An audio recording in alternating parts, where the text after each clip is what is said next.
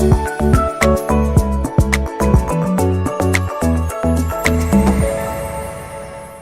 this is Disha Hatwari and you're watching the Beauty Canvas by Dr. Hitasha Patil on UCN, जहाँ बात होती है skin और hair से जुड़ी। वैसे तो खूबसूरती उम्र की मोहताज नहीं होती है, हालांकि हर किसी को खूबसूरत दिखना बेहद ही अच्छा लगता है। शायद ही कोई ऐसा होगा जिसे झुर्रियाँ अपने चेहरे पर अच्छी लगती होगी।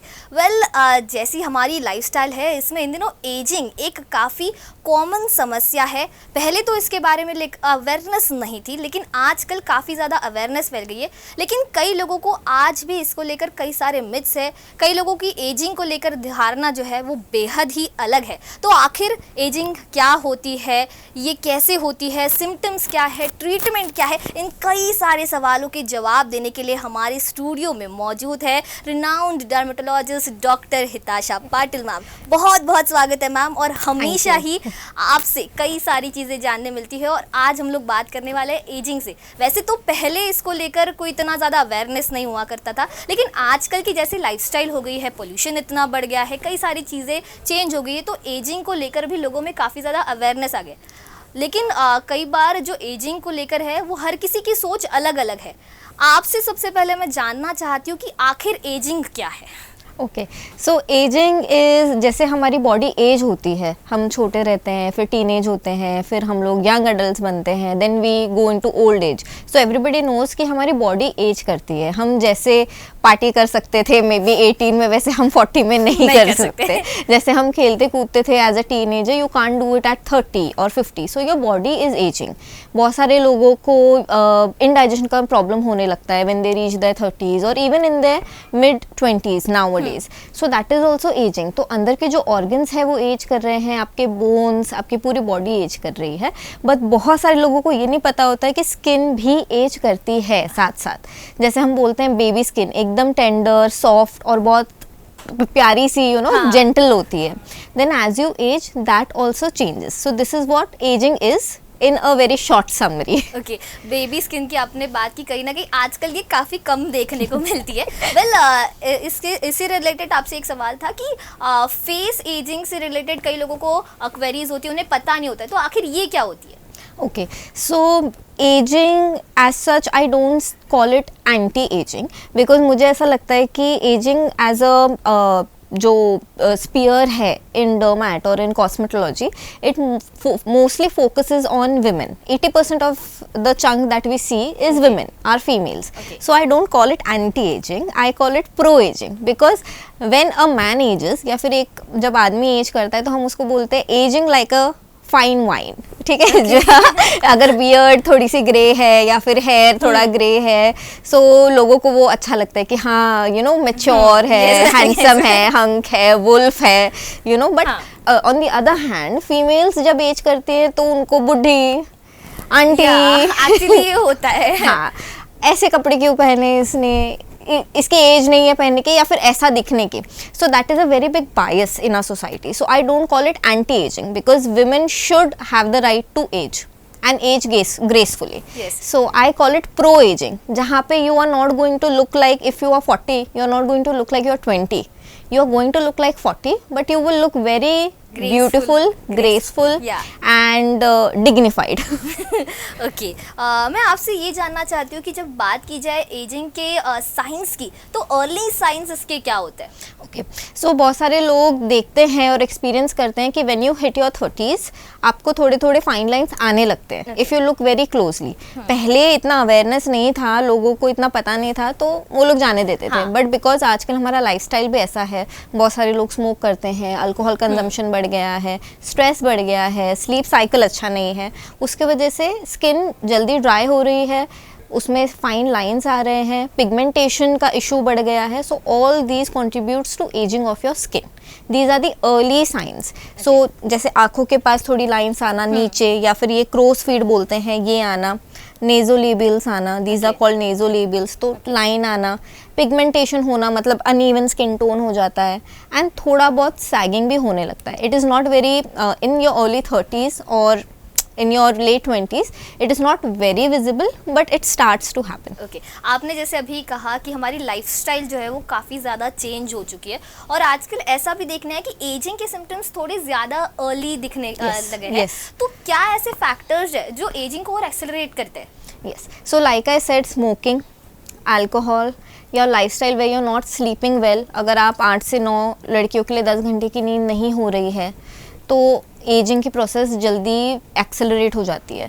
अगर आप बहुत ज़्यादा शुगर कंज्यूम करते हो या सोडास कंज्यूम करते हो, शुगरी थिंग्स कंज्यूम करते हो, that also accelerates your ageing. So this is in diet. अगर आप बिल्कुल आपकी लाइफस्टाइल सिडेंट्री है, मतलब बैठ के ही आपका काम है मे बी दिन भर, आपके फिजिकल एक्सरसाइज नहीं है, that will also contribute too early ageing. Okay, and stress is a very big factor in early aging. मतलब कहीं ना कहीं स्ट्रेस ज़्यादा एक्सेलरेट करता है। And one more thing, because आजकल के जो यंग जनरेशन है, they are working on the laptops, they have screens, lights है हमेशा हमारे चेहरे पे, बॉडी पे, ब्लू लाइट रेडिएशन के वजह से भी अर्ली एजिंग दिख रहा है। ओके मैं आपसे ये जानना चाहती हूँ क्योंकि कहीं ना कहीं मार्केट में आजकल एजिंग को लेकर बहुत सारी क्रीम्स है, मतलब मुझे लगता है शायद ही कोई ऐसा ब्रांड बचा हो जो एजिंग से रिलेटेड क्रीम उसकी ना हो या कोई प्रोडक्ट ना हो। तो आपके हिसाब से सही कौन सा है, क्योंकि एक डर्मेट ही सही चीज़ बता सकता है। ओके, सो बहुत सारे ऐसे पाउडर्स है, बहुत सारी क्रीम्स है जो एज एंटी एजिंग बेचते हैं लोग, बट अगर कोई ऐसा है कि टाइटनिंग के लिए कोई आपको क्रीम दे रहा है तो that is not going to happen. Only procedures will help in tightening.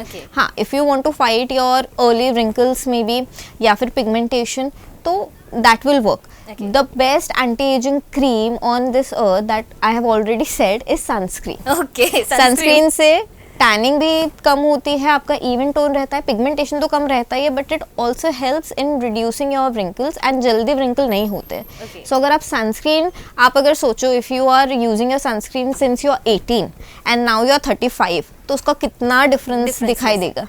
So that is the most potent cream on this earth, that is the anti-aging, which is the sunscreen. Sunscreen is perfect solution.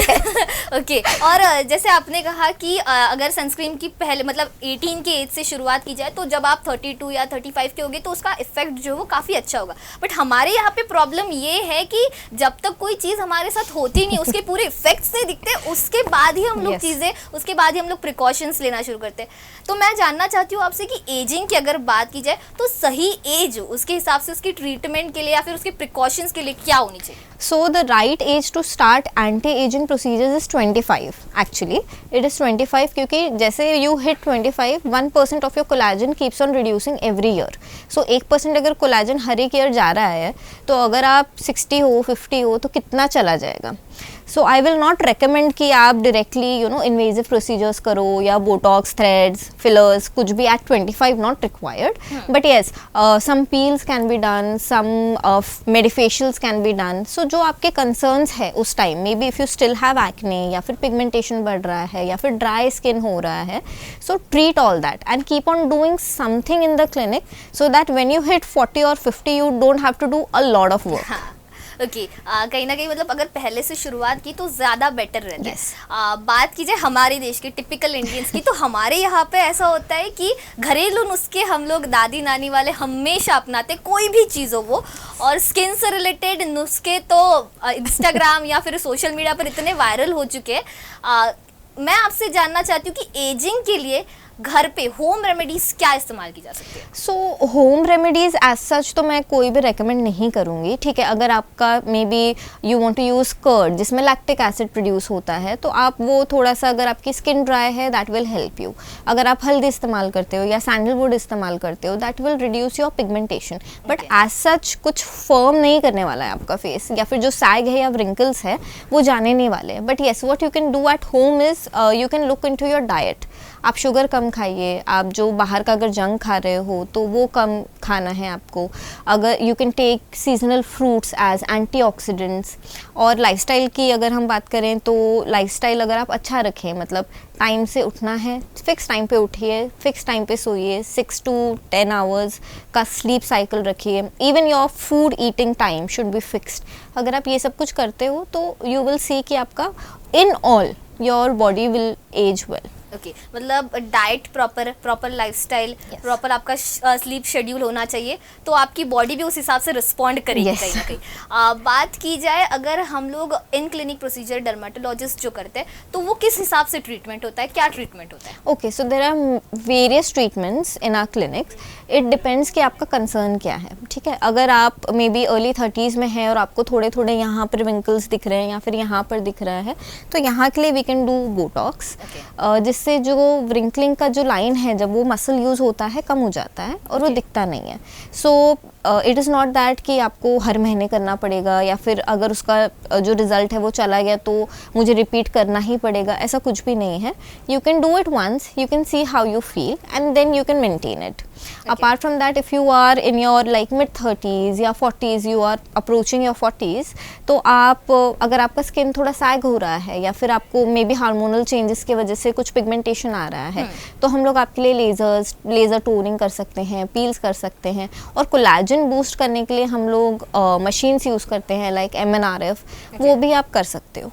Okay मैं आपसे ये भी जानना चाहती हूँ, जैसे आपने procedures की बात की, तो राइट एज क्या है उन प्रोसीजर्स को स्टार्ट करने की? ओके, सो प्रोसीजर्स एज सच एज के साथ नहीं होते, it depends on the concern. तो अगर कोई फीमेल है who is 18 years old but उसको एक्ने के स्कार्स हैं, तो हम लोग उसके लिए MNRF करते हैं। बट सेम अगर कोई फीमेल है या फिर मेल है जिसको फेस सैगिंग हो रहा है या फिर मुझे ऐसा लग रहा है कि उनका कोलैजन बूस्टिंग करना चाहिए ताकि उनको थोड़ा फर्मनेस मिले, तो उसके लिए भी हम MNRF कर सकते हैं। So it really depends on the concern. Okay, अगर मेंटेनेंस की बात की जाए तो किस हिसाब से मेंटेनेंस करना पड़ता है?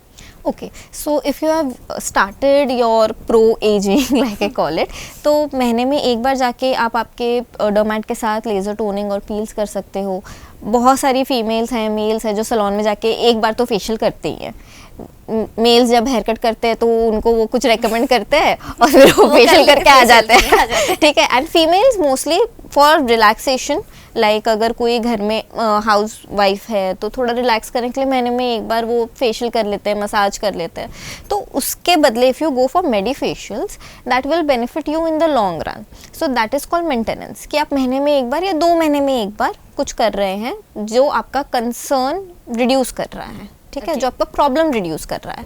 So like I said, laser toning and piling कर सकते हैं आप, मेडिफेशियल्स कर सकते हैं, और अगर 6 महीने में एक बारी या 3 महीने में एक बारी थोड़े टाइटनिंग प्रोसीजर्स किए जाएं, MNRF या फिर हाईफू जो नॉन इन्वेजिव होता है, इसमें नीडल्स वगैरह कुछ भी नहीं होती है, just for a lift you can do that and it gives beautiful results. Okay, आपने अभी जिक्र किया कि कैसे चीज़ें जो है अपने मेंटेनेंस के लिए यूज़ की जा सकती है। कहीं ना कहीं आपने सैलून का भी जिक्र किया और जैसा आपने कहा कि क्लीन अप या फिर फेशियल ऐसे ही, मतलब अगर सैलून में चले गए तो मेंस को डायरेक्ट शेविंग कराते हुए क्लीन अप सजेस्ट कर लेते और वो लोग कर लेते। वेल, इससे जुड़े कई सारे मिथ्स भी हैं और मैं जैसे लास्ट एपिसोड में लेके आई थी मिथ्स की एक पूरी लिस्ट, आज भी मैं लेके आई हूँ। सबसे पहला सवाल तो मेरा आपसे ये है कि anti ageing cream reverse fine lines, ऐसा कहा जाता है। ठीक है, सो एक ही एंटी एजिंग क्रीम ऐसी है which can somehow work on existing lines, that is a prescription based cream, that is a tretinoin or a retinoid. Okay, so but वो आपको एक डर्मेट के पास जाओगे तभी मिलेगी। So that is one thing, and reverse I think as such उस cream के अलावा तो कोई नहीं करेगा। हाँ, अगर आपको प्रिवेंशन करना है तो sunscreen is a must. Okay, जैसे हमारे अभी डिस्कशन हुआ था कि फेशियल वगैरह जो किया जाता है, तो कई बार ये भी कहा जाता है ब्यूटी पार्लर या फिर मेंस को भी ये कहा जाता है कि ये फेशियल कर लो, एंटी एजिंग या फिर एजिंग की जो तुमको समस्या है वो नहीं होगी। कितना सच है? नहीं, ये तो बिल्कुल झूठ है। ये तो बिल्कुल झूठ है। कोई भी सी if you massage your face, थोड़ा ब्लड सर्कुलेशन बढ़ता है, थोड़ा मसल टॉट लगता है, तो थोड़े टाइम के लिए आपका फेस अच्छा लगेगा, प्लम्प लगेगा, थोड़ा फ्रेश लगेगा, थोड़ा लिफ्टेड भी लगेगा, but it is not anti aging tool, no, not at all. कहीं ना कहीं ये भी कहा जाता है कि जो एंटी एजिंग प्रोडक्ट्स है वो सिर्फ 30 साल की उम्र के लोगों के लिए है।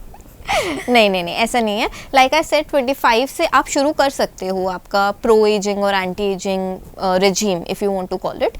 सो you can go ahead if you are 25 and you can do certain procedures, you can buy certain creams, go to a dermat, आप कर सकते हैं। जैसे मैंने कहा था, जिक्र किया था कि कहीं ना कहीं एजिंग की समस्या है जो काफ़ी ज़्यादा बढ़ रही है और कम एज के लोगों में भी देखने को मिल रही है। तो जिन लोगों में मतलब वो कम एज में दिखने को मिलती है, उनका ये मानना होता है कि वो जेनेटिक है।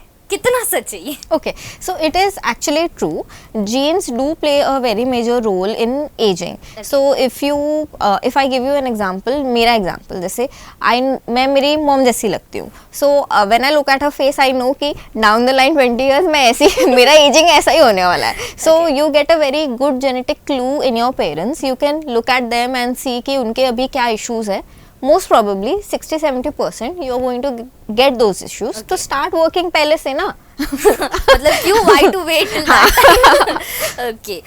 मैं आपसे ये भी जानना चाहती थी कि क्योंकि यूजुअली बहुत लोगों को लगता है कि केमिकल्स जो है एजिंग के लिए और भी हार्मफुल हो सकते हैं। कितनी सच्चाई है इस बात? केमिकल्स इज मतलब ऐसा वो वर्ड को इतना ज़्यादा अब्यूज़ कर दिया है लोगों ने, केमिकल केमिकल केमिकल बोल के। अभी पानी भी तो एक केमिकल फॉर्मूला ही है ना, पानी है, फूड है, वो केमिकली रिएक्ट करके डिजॉल्व होता है आपकी बॉडी में, मेटाबोलाइज होता है। So chemical is not a bad word, okay.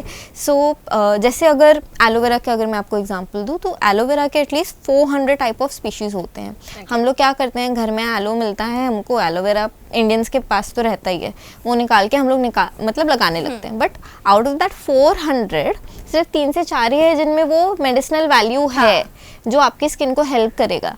So what is the point? There is no point. मतलब हम लोग एक्चुअली घर के बाजू में अगर एलोवेरा होता तो उसको भी लगा लेते हैं। सो ये जो हमारे प्रोडक्ट्स हैं जो मैन्युफैक्चर होके आते हैं, जिनमें proper quantity, proper percentage of things that actually work, वो पैकेज होके आपको ऑलरेडी मिल रही है। So why are you not using that? क्योंकि ये जो क्रीम्स होते हैं, specially pharmaceutical products I am talking about, ये जो क्रीम्स आती हैं मार्केट में, they go through various tests and there are many papers and there are many volunteers जो ये क्रीम पहले यूज़ करते हैं। हम उसका एफिशिएंसी चेक करते हैं और इसके साइड इफ़ेक्ट्स क्या होंगे, अच्छे इफ़ेक्ट्स क्या होंगे, प्रोज एंड कॉन्स देखते हैं और उसके बाद ही वो मार्केट में आता है। सो chemical is not a taboo, it is actually a very good thing and you should rely on it. Okay. कहीं ना कहीं सोशल मीडिया वाले आज के ज़माने में कई सारी चीज़ें ट्रेंड करती है और स्किन से जुड़ी अगर कोई भी रील वगैरह आया तो बहुत ही ज़्यादा ट्रेंड करने लगता है। और इसमें इन दिनों फेशियल योगा, इसको भी लेकर कई सारी बातें कही जा रही है। लोगों का कहना है कि फेशियल योगा और एजिंग का संबंध है। क्या बताएंगे आप? ओके, सो फेस योगा मैं एंटायरली उसके अगेंस्ट नहीं हूँ। अगर आप फेस योगा करते हो तो आपको थोड़ा रिलैक्सिंग लगता है, थोड़ा कुछ लोग तो बोलते हैं कि रिजल्ट्स भी बहुत अच्छे हैं, बट आई वुड सजेस्ट कि अगर आप फेस योगा कर रहे हो तो मेक श्योर कि आपकी टेक्निक अच्छी हो, क्योंकि कभी कभी हम लोग रॉन्ग मसल यूज़ करके चीज़ें ख़राब कर देते हैं। Okay. कुछ लोग ऐसे भी आते हैं कि वो बोलते हैं हम फेस योगा कर रहे थे, अभी यहाँ से ये तो मेरा स्लिम लग रहा है पर ये वाला मेरा you know it has changed. So technique होनी चाहिए। It is not going to drastically change your face as compare to procedures, but या अगर आपको डेली रिलैक्स करने के लिए करना है, गौशा यूज़ करना है, जेड रोलर यूज़ करना है, बिकॉज यू फील गुड, आप कर सकते हैं। रिलैक्स के लिए आप कर सकते हो, पर उसके लिए भी टेक्निक आपकी प्रॉपर होनी चाहिए। वेल ऐसी ही इन दिनों कोलाजन ड्रिंक्स की भी काफ़ी ज़्यादा चर्चा हो रही है और लोगों को लग रहा है कि एजिंग के लिए भी एक बहुत अच्छा सोल्यूशन हो सकता है। आप कितना इसको सही ठहराते हो? Okay, so collagen drinks work and they don't work. Okay, so बहुत कम ऐसे कोलाजन पाउडर्स अभी मार्केट में हैं जो एक्चुअली मेटाबोलाइज होके आपके स्किन पे कोई असर दिखाएंगे। ये क्या है, हम ड्रिंक पिएंगे, वो मेटाबोलाइज होगा और वो आपके ब्लड स्ट्रीम में जाएगा, वो आपकी बॉडी के लिए हेल्प करेगा, पर क्या वो डायरेक्टली फेस पे शो होने वाला है? The chances are very less. Collagen से कुछ भी टाइट नहीं होने वाला है, लिफ्ट नहीं होने वाला है। क्या देखना, मतलब आप फ़र्क क्या देख सकते हो कि थोड़ा जो आपका ड्राइनेस है may be all over your body और योर फेस वो कम हो गया है, थोड़ा प्लम लग रहा है स्किन, थोड़ा सा ग्लो आ रहा है, फ्रेश लग रहा है फेस, या फिर आपके हेयर अच्छे ग्रो हो रहे हैं, थोड़ा शाइन आया है। Those are the changes that you can see with collagen. But ये जो मार्केटिंग है कि एंटी एजिंग एंड सैग चला जाएगा, रिंकल चले जाएंगे, ऐसा कुछ नहीं होने वाला। आपने कोलाजन के बारे में बताया, कोलाजन ड्रिंक के बारे में आपने बताया कि इतना अफेक्ट वो नहीं करता, बट अगर हम लोग फेस की बात करें, उसमें इंक्रीज करना हो तो उसके प्रोसीजर्स क्या है? ओके, सो अगर आपको सिर्फ फेस पे फोकस करना है and you want to increase the collagen there, then only procedures can do that. No cream ointment is going to do it. Okay. So procedures कौन से हैं? डर्मा पेन हम इस्तेमाल करते हैं जो कोलाजन बूस्ट करता है, प्लाज्मा थेरेपी है जो इंक्रीज़ कर सकता है collagen, then there is MNRF जैसे मैंने पहले भी बोला वो भी इंक्रीज़ करता है, एंड देर इज़ हाईफू जो नॉन इन्वेजिव है, आपको दर्द नहीं होता है, वो भी आपका कोलाजन इंक्रीज़ करता है, सैगिंग कम करता है, टाइटनेस देता है. So there are multiple options if you want to go for your face. Okay, मतलब ये 50-50 है और ये प्रोबेबिलिटी भी हम अश्योर नहीं कर सकते. Yes. वेल, बोटॉक्स की भी इन दिनों चर्चा हो रही है काफ़ी, और कई लोगों को लगता है कि ये स्किन के लिए काफ़ी ज़्यादा हार्मफुल है.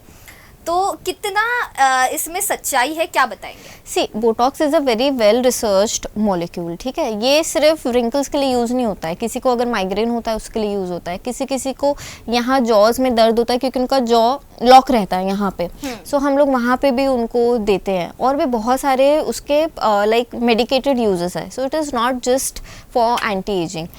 अगर आप बोटॉक्स लेते हो, it is not going to harm your body, it is not going to go into your body और पैरालाइज योर मसल. हाँ, 4 से 6 महीना उसका इफेक्ट रहेगा, उसके बाद वो अपने आप चला जाएगा. उसके बाद आपको रिपीट करना पड़ेगा if you want. So yeah, it's temporary and it is completely safe. Okay. और मतलब हम कह सकते हैं कि ऑप्शंस अवेलेबल है. वेल, एक जाते जाते आपसे एक बहुत ही छोटा सवाल था. सभी दर्शकों को आप एक टिप क्या देंगे? ओके, सो एजिंग इज़, जैसे मैंने पहले भी एक्सप्लेन किया, it is heavily dependent on your lifestyle. So lifestyle अच्छा रखिए, consume less of sugar, alcohol, avoid smoking, sleep on time, have 6 to 10 hours of sleep in general, stress थोड़ा कम करो, एंड फूड आप रेगुलरली टाइम टू टाइम लेते रहिए, and nutrition dense food लीजिए which is local also. You don't have to go and buy an avocado to get nutrition. You get it in Amla also, so you should go local. Apart from that, please don't be afraid of chemicals because they are here to save you. And अगर आपको anti ageing के लिए कुछ करना है तो घर से अच्छा है कि आप एक डर्मैट के पास आइए. हमारे पास बहुत सारे ऑप्शंस है जो सेफ है, इफेक्टिव है, and you will be very happy. मतलब घरेलू नुस्खों की जगह एक डर्मैट के पास जाइए, वो आपको सही राह दिखाएंगे. साथ ही अच्छी स्किन के लिए अच्छा डाइट रखिए, अच्छी लाइफस्टाइल मेंटेन कीजिए, स्लीप शेड्यूल को भी बहुत अच्छे तरीके से फॉलो किए.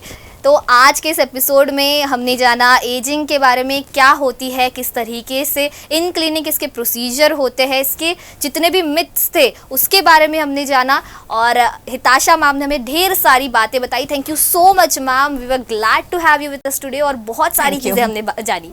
तो ऐसे ही स्किन और हेयर से जुड़ी कई सारी प्रॉब्लम्स और उनके सॉल्यूशन को लेकर हिताशा मैम हमारे साथ जुड़े रहेगी. पर फिलहाल आज के इस एपिसोड में इतना ही. फिर मुलाकात होगी आपसे एक और नए और फ्रेश एपिसोड के साथ. टिल देन हंसते रहिए, मुस्कुराते रहिए, अपना स्किन का ख्याल रखिए और देखते रहिए UCN.